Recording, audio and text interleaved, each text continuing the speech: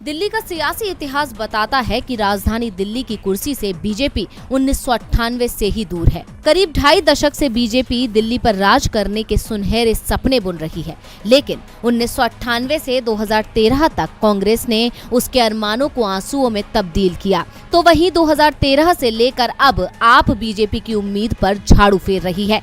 हालांकि बीजेपी भले ही सत्ता तक ना पहुंच पाई हो, मगर 1.5 दशक से वो नगर निगम पर राज कर रही है, लेकिन इस बार उसकी राह थोड़ी मुश्किल लग रही है। इसीलिए वो कानून बदलकर किंग बनने की कोशिश कर रही है। मोदी सरकार ने तीनों नगर निगमों के विलय का फैसला किया है।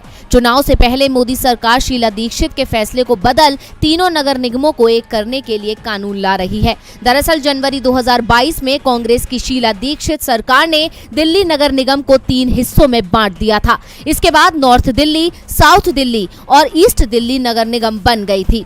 बताया जा रहा है कि संसद की मोहर लगने के बाद तीनों नगर निगमों को भंग कर दिया जाएगा और फिर चुनाव कराए जाएंगे।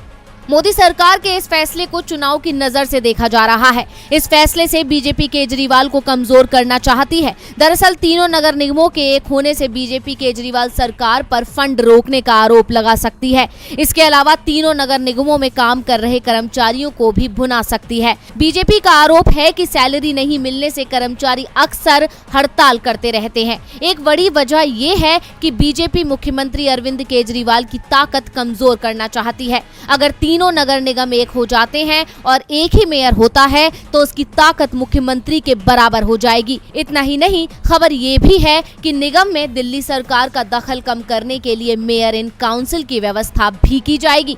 यानी साफ है कि बीजेपी केजरीवाल सरकार को दबाव में रख पर्दे के पीछे से दिल्ली पर राज करना चाहती है, जिसका आप विरोध कर रही है। अरविंद केजरीवाल ने एमसीडी के एकीकरण के नाम पर चुनाव टालने को लेकर बीजेपी पर निशाना साधा है।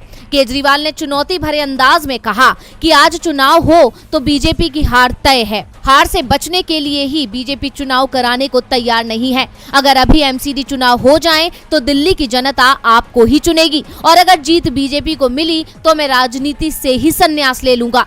केजरीवाल ने कहा कि तीनों एमसीडी एक करने के नाम पर चुनाव टालना एक साजिश है। आज बीजेपी हार के डर से एमसीडी का चुनाव टाल रही है। 6 महीने बाद वो गुजरात विधानसभा चुनाव भी हार के डर से टाल सकते हैं और केंद्र सरकार दावा कर सकती है कि गुजरात और महाराष्ट्र को फिर एक किया जा रहा है, इसलिए चुनाव नहीं कराए जा रहे हैं। सच ये है कि बीजेपी को दिल्ली और गुजरात सभी जगह हार मिलने का डर है।